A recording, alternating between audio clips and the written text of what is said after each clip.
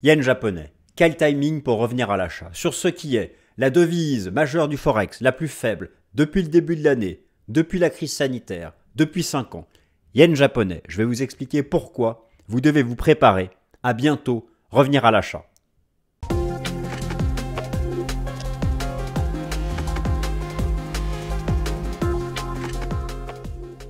Alors chers amis, je suis ravi de vous retrouver pour la nouvelle édition du Fast and Forex. Nous sommes le mercredi 5 juillet 2023. Le yen japonais sur le marché d'échange de son code JPY. C'est un couteau qui tombe. C'est un couteau qui tombe. C'est la seule devise à perdre 10% depuis le début de l'année. Lorsque je dis que le yen perd 10% depuis le début de l'année, vous me comprenez bien. C'est l'USD yen qui progresse, c'est l'euro yen qui progresse, c'est le CHF yen qui a dépassé son plus haut de 50 ans récemment. C'est donc le yen qui s'effondre, vous êtes d'accord avec moi? J'estime, c'est peut-être un peu osé, dites-moi ce que vous en pensez. J'estime qu'il faut se préparer, pour un certain nombre de raisons fondamentales, monétaires, techniques, qu'il faut se préparer, tout du moins à arrêter, bientôt, prochainement, mais pas aujourd'hui, pas demain, pas après-demain, bientôt, qu'il faut se préparer au moins à arrêter de shorter le yen, vous allez voir pourquoi. Et pour les plus agressifs d'entre vous, ou peut-être ceux qui auront une bonne argumentation de renversement haussier, je vais vous en proposer une. Se préparer à acheter le yen sur le marché d'échange. Alors on va tout passer en vue.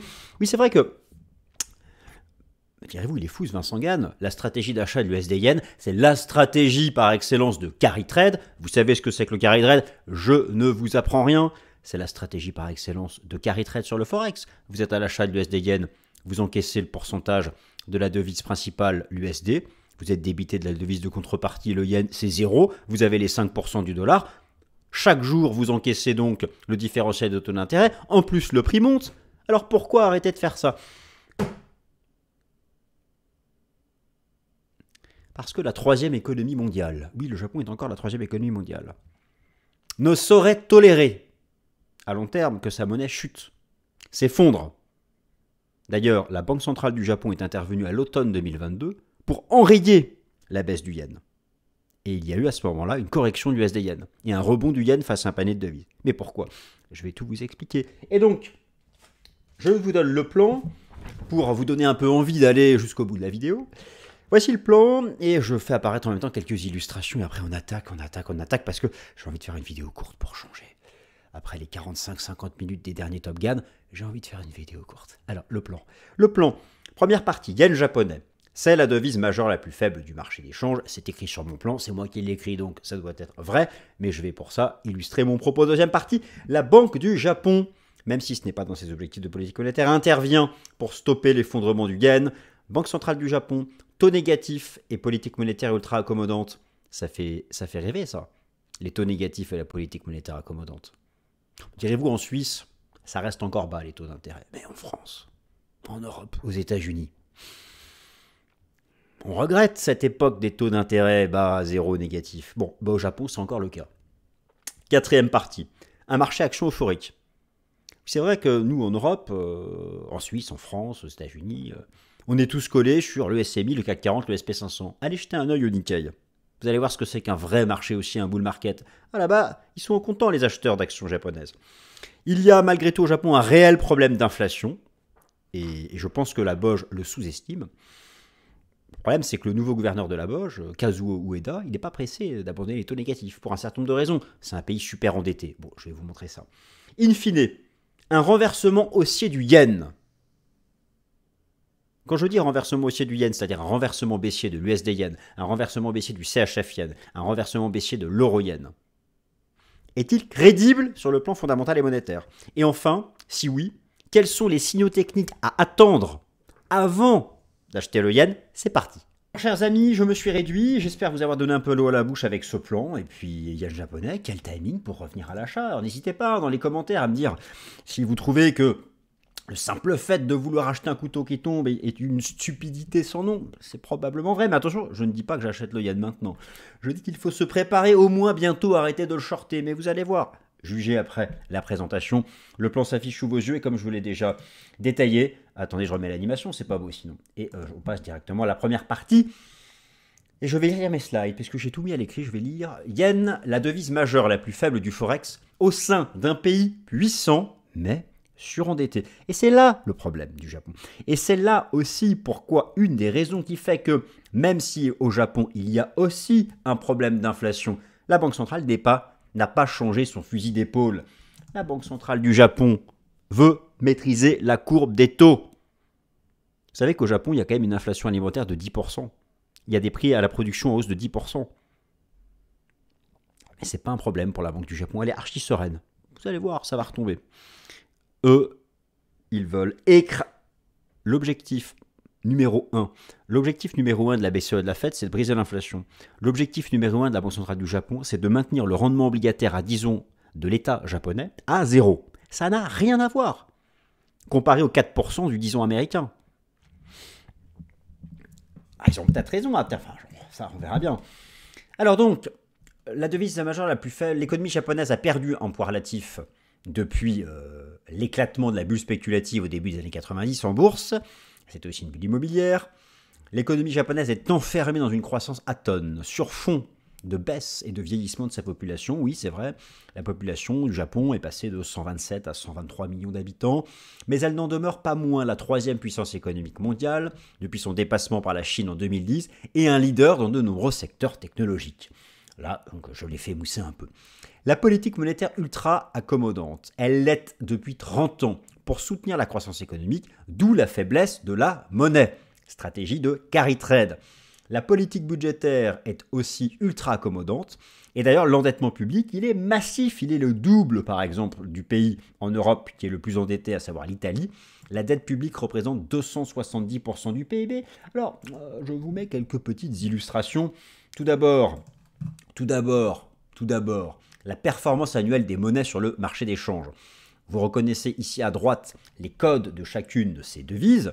Donc, le Royaume-Uni, la Suisse, l'euro, le dollar canadien, etc. Et ben voilà, tout en bas, voilà. Je l'ai mis, j'étais pas obligé de le mettre en rouge, je l'ai mis quand même en rouge. C'est la chute libre du yen. Alors là, vous vous dites, pourquoi Vincent Gann nous fait un topo sur préparez-vous à acheter quelque chose qui s'effondre.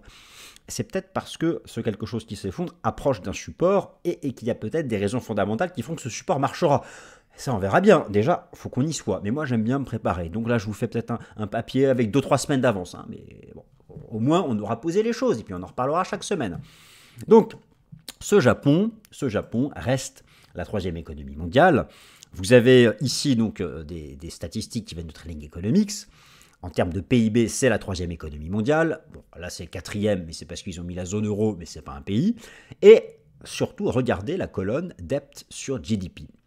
La dette publique sur le PIB, le Japon, 264% du PIB. Je veux dire, bon, la France, c'est 111. L'Allemagne, c'est que 66. Bon, voilà, je veux dire, même l'Italie, c'est 144. Donc, c'est un pays archi endetté. Ça, c'est la première chose qu'il faut retenir. Et vous allez voir, on fait ça progressivement, il y a tout un développement, vous allez comprendre pourquoi ce yen est faible, mais pourquoi il ne pourra pas l'être éternellement et pas dans des proportions exagérées. Eh bien, effectivement, mes chers amis, je me permets, la BOJ pour Bank of Japan, ou Banque du Japon, alors je ne sais pas dire en allemand ou en italien, mais voilà, ça doit être Der Bank, Der Japan peut-être, ou Das, je ne sais plus. La BOJ est intervenue pour stopper la chute du yen car cela induit des contraintes fortes pour l'économie. Alors quand je dis qu'elle est intervenue, la BOJ, je vous remontre ici, vous avez ici le yen japonais face à un panier de devises, je vais vous montrer l'USD yen, voilà. Ici, vous aviez ici la chute, ici, voilà, la chute du dollar yen. Ici, ça a été, alors aussi le renversement du dollar américain face à la devise, mais ça a été une des interventions de la Banque centrale du Japon sur le marché des changes. Car là, c'était l'effondrement du yen. Si le dollar yen est en hausse, c'est que le yen face à un panier de devises, dont le code est JXY sur TradingView, était en plein effondrement. Et donc là, vous comprenez que voilà, nous sommes en approche, mais je ne vais pas donner tout de suite un certain nombre de réponses, nous sommes en approche de la zone à partir où la Banque centrale s'est inquiétée. Alors pourquoi d'ailleurs? Pourquoi s'inquiéter de la chute de la monnaie? Il y a un certain nombre de raisons à ça. La BOJ en l'état n'a pas d'objectif de change dans sa politique monétaire. Elle cherche avant tout à contrôler la courbe des taux, c'est-à-dire à maintenir les taux d'intérêt, déjà une courbe des taux qui ne soit pas inversée, des taux longs au-dessus des taux courts, ce qui est actuellement le contraire en Europe et aux États-Unis, enfin en zone euro et aux États-Unis, ce n'est pas le cas en Suisse. Elle cherche avant tout à contrôler la courbe des taux, à maintenir le rendement obligataire public à 10 ans du Japon autour de 0 et à soutenir la croissance économique et la tendance haussière du marché action. Sachez que la BOJ achète directement des ETF. Elle achète aussi des obligations d'entreprise, des obligations d'État, bon, elle achète tout ce qui bouge. La valeur de la monnaie ou encore l'inflation trop élevée sont jugés plus secondaires, hormis, lorsque la monnaie devient un couteau qui tombe sur le forex. Pourquoi ? Difficulté numéro 1. Si la monnaie chute sur le marché d'échange, un pays comme le Japon qui importe la quasi-totalité de ses matières premières, il y a une augmentation de l'inflation importée. Et en plus avec la hausse du prix. Alors là, les prix de l'énergie baissent depuis quelques mois, mais quand même. Donc, en particulier le coût des matières premières importées avec la hausse de l'USD-Yen. Difficulté numéro 2, une devise qui chute non-stop finit par causer des sorties de capitaux étrangers, du fait de la chute de la monnaie donc, et ça peut exercer une pression baissière sur le marché obligataire, qui est déjà au bord du gouffre technique au Japon. La BOJ, la Banque centrale du Japon, c'est elle qui maintient sous perfusion le marché obligataire. Le marché obligataire japonais, il menace de s'effondrer, comme le marché obligataire. Le krach obligataire, dont je vous parle tout le temps dans le Top Gun, qui a eu lieu en Europe, aux États-Unis en 2021-2022, n'a pas eu lieu au Japon, parce qu'il n'y a pas eu de hausse des taux. Le problème, c'est que là, la plupart des obligations du papier public japonais, il est autour du pair, il est autour de 100% du nominal.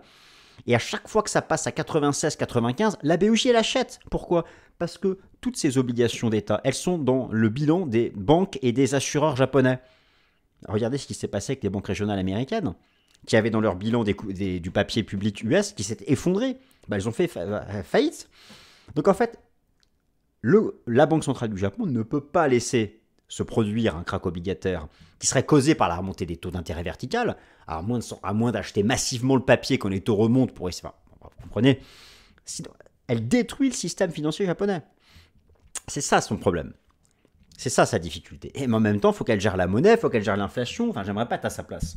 Elle a un certain nombre de challenges. Donc, il y a déjà effectivement cette thématique. Et donc, la Banque centrale du Japon est intervenue récemment, en fin d'année dernière. Et là, vous comprenez que le yen est en train de repartir et s'approche de cette zone où la Banque centrale du Japon était intervenue. Alors, au sein de toutes les banques centrales occidentales, la Banque centrale du Japon est celle qui maintient encore des taux directeurs négatifs et une politique monétaire ultra accommodante. C'est pour soutenir la croissance économique, qui est atone depuis maintenant 20-30 ans. C'est la source de la faiblesse de la monnaie. La chute du yen, dont le code est JPY sur le marché d'échange flottant, a des raisons très classiques et ne présente donc rien d'exceptionnel. La tendance des devises dites majeures sur le forex les unes par rapport aux autres est du fait de la divergence des politiques monétaires. Et là encore, c'est donc un grand classique, la Banque centrale du Japon étant la seule banque centrale occidentale à maintenir sa politique monétaire accommodante de l'époque pré-Covid, avec un taux directeur négatif et une hausse tendancielle de son bilan, la devise est mise sous pression. Le yen, la vente du yen est donc une stratégie dite de carry trade, archi-classique, dont le premier exemple a été, et encore, l'achat du taux USD-yen.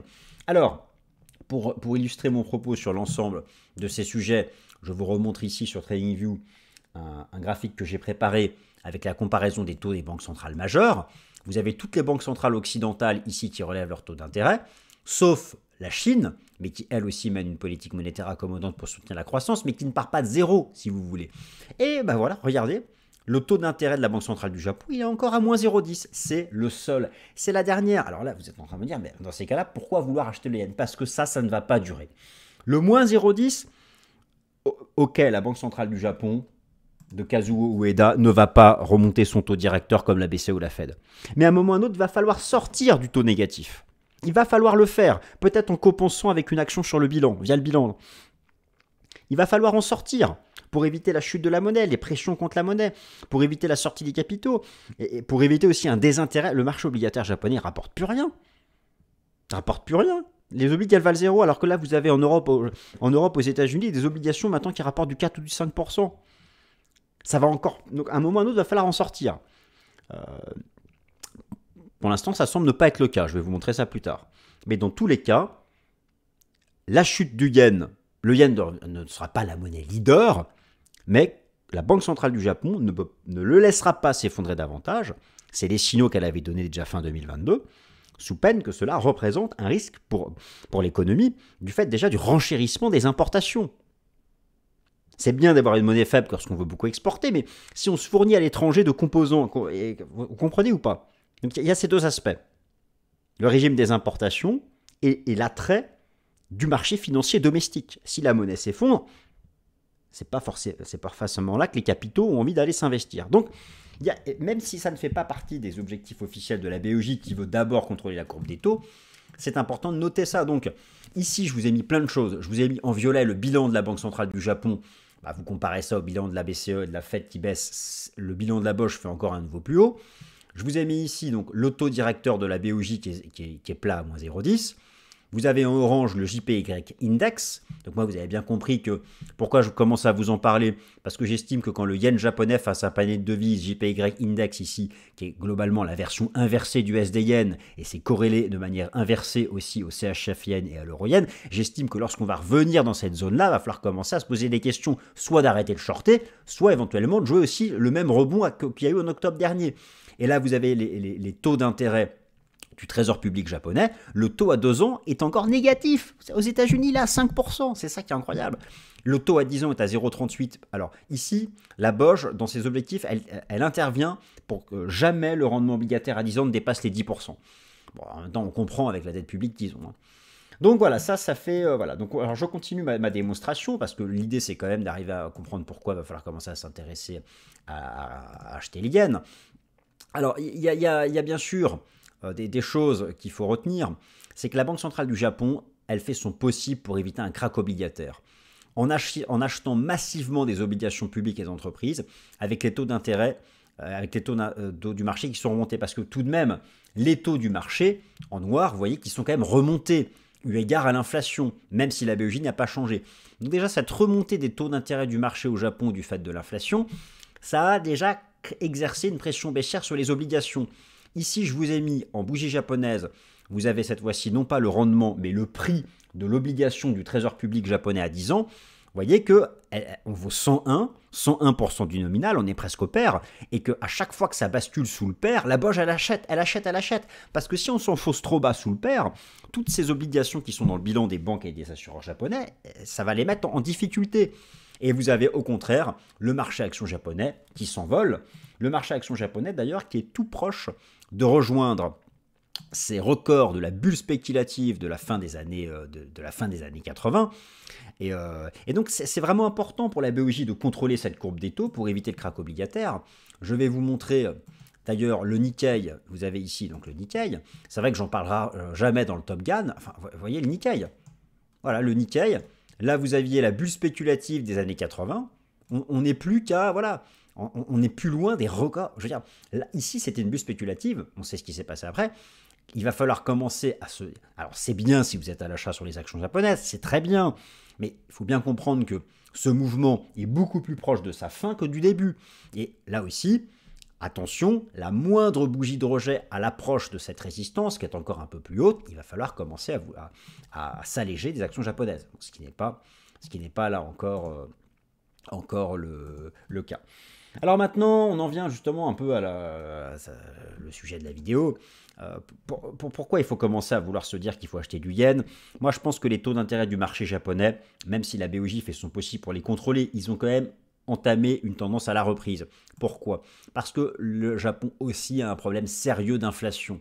Alors certes, ce problème d'inflation auquel est confronté le Japon, la BOJ le considère comme secondaire, mais tout de même, alors il y a plusieurs mesures. Il y a l'indice des prix à la consommation, le CPI, qui est quand même resté, alors il est resté contenu sous le seuil des 5%, mais lorsqu'on regarde dans les détails, lorsqu'on regarde dans le détail la structure de l'inflation de la troisième économie mondiale, eh bien personne ne peut nier que l'inflation énergétique et l'inflation alimentaire sont sur une hausse verticale proche à ce qu'on observe en Europe et en Occident.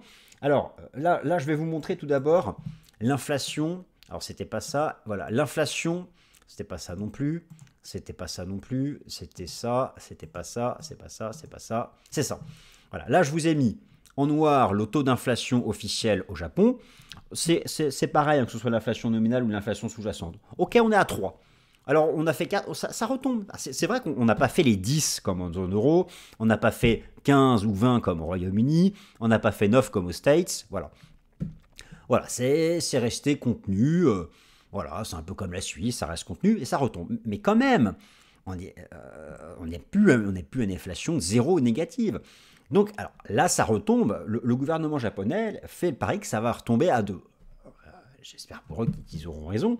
Mais regardez les détails que je suis allé vous chercher. Ici, vous avez le taux d'inflation annuel alimentaire.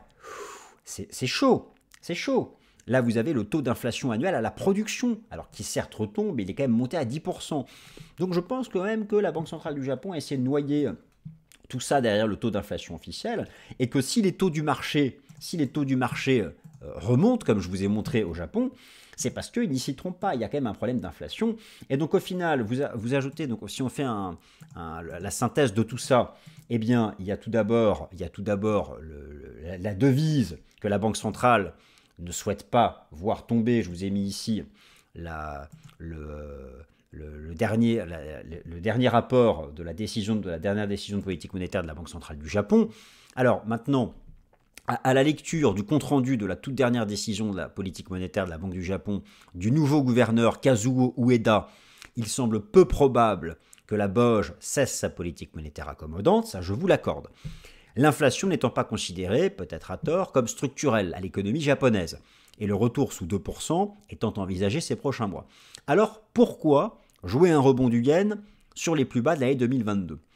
Car un yen exceptionnellement faible serait un risque majeur pour l'économie nippone, bien pire au final que l'inflation importée, d'ailleurs venant augmenter l'inflation importée, et serait aussi une pression forte sur les obligations domestiques.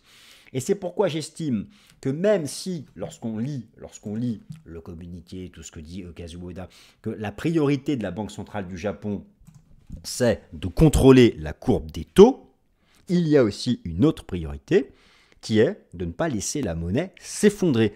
Oui, ok, pas une monnaie forte, mais une monnaie qui s'effondre. Je veux dire, ça reste quand même la troisième économie, c'est un pays occidental. Une monnaie qui s'effondre comme si c'était une devise émergente, le Japon ne peut pas se permettre ça. C'est pourquoi moi j'estime que lorsque là le yen est en approche d'un point où à l'époque la BOJ est intervenue, il faut commencer à se poser des questions. Maintenant, je vais vous montrer les outils techniques pour avoir le bon timing.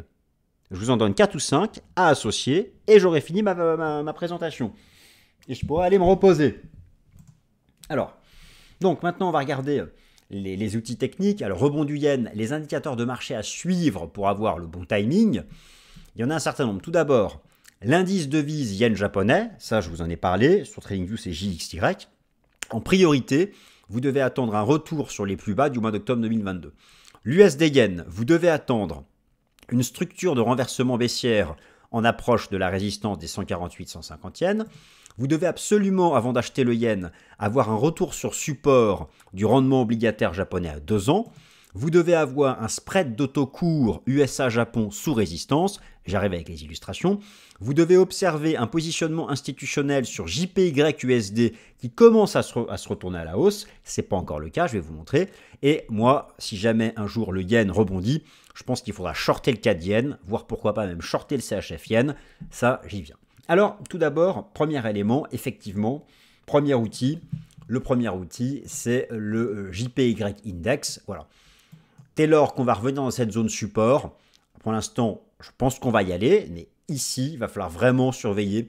Dès qu'on est dans cette zone, commencer à surveiller les bougies de renversement journalières. Bah, typiquement, voilà, ici, vous aviez eu l'avalement haussier en journalier, c'était la fin. Et ben moi, ce que j'attends, c'est que le marché revienne dans cette zone-là, et dès que j'aurai ce type de bougie, je sais que derrière, on décolle. Mais j'attends. Voilà. Donc ça, c'est la première chose. Alors ensuite, bien sûr, sur l'USD yen, c'est le même raisonnement et à l'envers. Donc il faut déjà aller chercher la zone de résistance. Ensuite, avant d'acheter du yen, vous devez absolument attendre que le spread entre les États-Unis et le Japon, j'ai fait ici le spread entre le rendement obligataire américain à 2 ans et le rendement obligataire japonais à 2 ans, soit sous résistance. Ici, ce sera un bon timing pour commencer à vouloir acheter du yen. Ensuite, il va falloir observer, selon les données du rapport Commitment of Traders, une inflexion haussière du positionnement institutionnel sur la paire, attention, JPYUSD, hein, cette fois-ci. Alors là, chez les asset managers, la position nette continue de baisser, c'est toujours pas le cas. Mais chez les hedge funds, elle s'est stabilisée. Et donc, s'il y a une semaine, ça c'est mis à jour toutes les semaines, le rapport Commitment of Traders, tous les vendredis, dès que j'observerai un rebond de la position nette chez les hedge funds, et en même temps un rebond de la position nette chez les asset managers, et qu'en plus le JXY index arrive sur support, là ça commencera à m'intéresser. Alors il y a aussi d'autres façons. Vous pouvez regarder le comportement du plus gros ETF yen du monde ici et regarder l'évolution des flux. Alors, et surveiller dès lors, alors c'est pas encore le cas, mais lorsqu'on se rapproche du support, voir est-ce qu'il y aura des flux entrants. Ça, ce sera une chose importante à surveiller. Et ensuite, je regardais certains excès. C'était du côté du CHF yen. Je vais vous montrer le CHF yen. Vous allez voir au contact de quoi il est. Voilà, le CHF yen. Il est sur son plus haut depuis 1978. On est alors là, ok, le marché fait une cassure technique haussière. Mais ça va finir par retracer. Il y a peut-être encore un qui est plus parlant. Un qui est plus parlant parce que, bon, j'avoue, shorter du CHF, je crois qu'il finira par retracer lui aussi, mais... Vous aviez, voilà, je regardais du côté du CAD yen. Voilà, là aussi on approche d'une zone de résistance, mais il va falloir aussi attendre des divergences. Donc, au final, le juge de paix dans tout ça, parce que je vous ai donné plein de trucs et qu'à la fin on ne comprend plus rien, soyez patient, attendez un retour du JXY index sur cette zone de support, ici d'octobre 2022, et attendez une session de renversement haussier pour ensuite vraiment... inverser la vapeur, et quoi qu'il arrive, de toute façon c'est le marché qui décidera là où il veut aller. Je tenais en tout cas à faire le point sur ce qui est un couteau qui tombe, mais sur une devise qui ne sera pas éternellement, donc un couteau qui tombe, car le Japon c'est pas un pays émergent. Voilà mes amis, j'espère que ça vous a plu, merci à toutes et à tous.